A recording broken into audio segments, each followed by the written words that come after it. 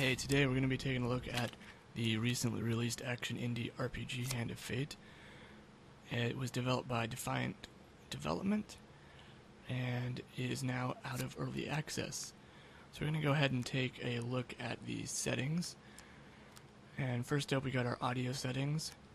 We got SFX, music, and voice, along with turning subtitles on or off. There's unfortunately no numbers to indicate where you are. So, and then graphics, fantastic, beautiful, good, beautiful. So there's no actual indication of what these different qualities actually mean. They are just there to say it looks different. Then you got your SSAO and your depth of field, your bloom, and your sun shafts. Then we got language, which accidentally changed to French, or Dutch. And then you can reset your progress and the credits. Since you last sat at the table, let us begin again.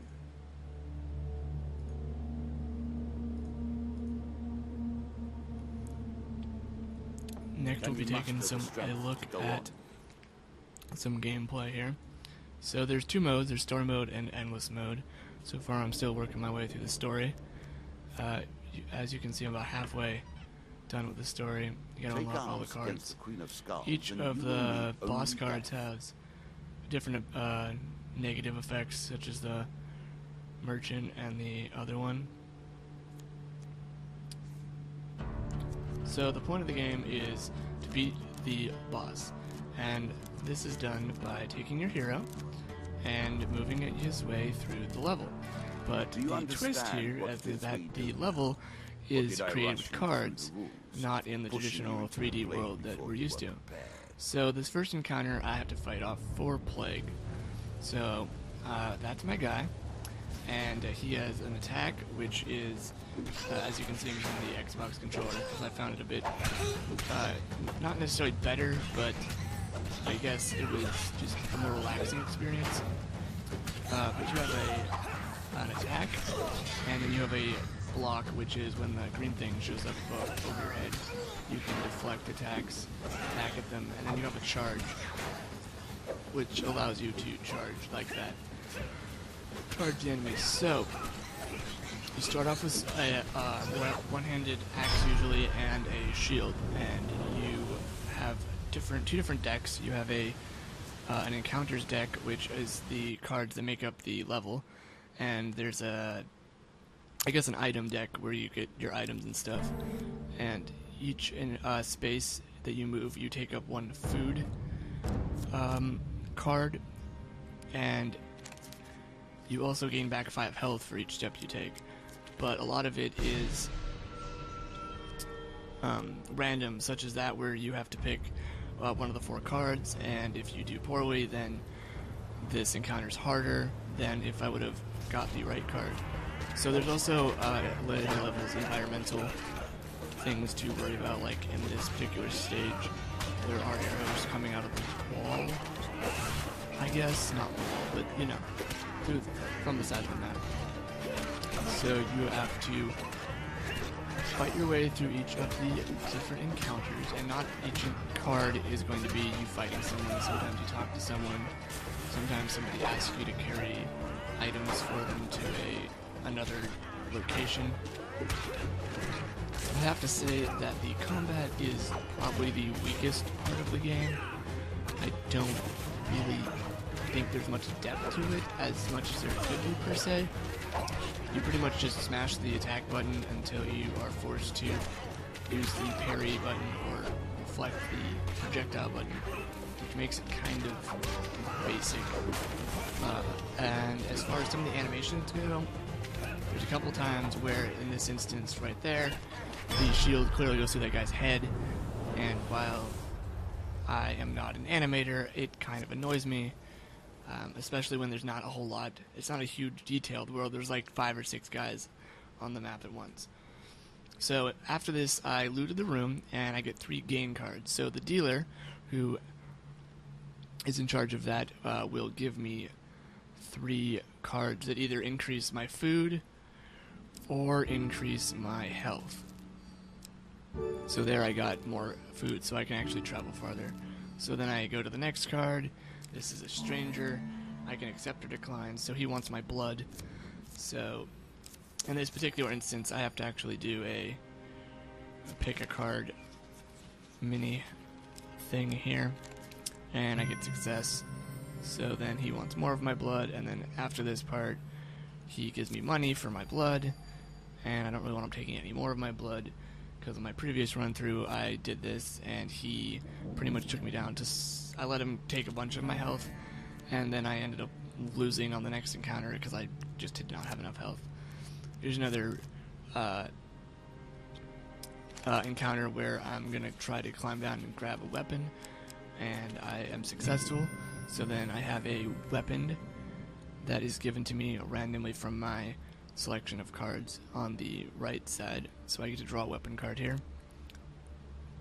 And those other cards are item cards. So I got a Undead Bane, so that will replace my starting axe.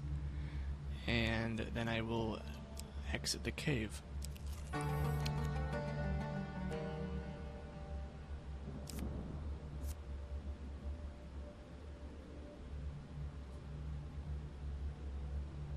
And then I get to move on to the next stage. So, the game is based on randomly generated levels, which are the random cards that the dealer gets to put in part of his deck, and you get to put in part of your deck.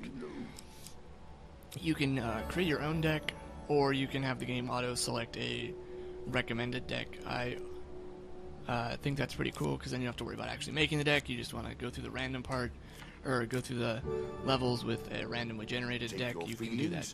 So I get another item, or this is that card I was talking about earlier, where these funeral processions going through, and they ask you to carry the fallen soldier's weapons to the next location.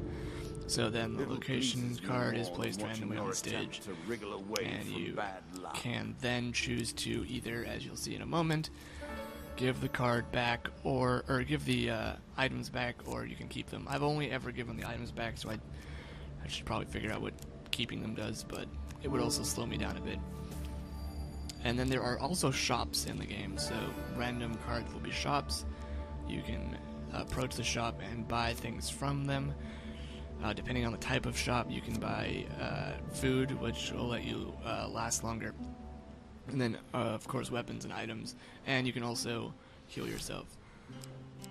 So here I buy a couple items. Even though one of the negatives of the boss is that I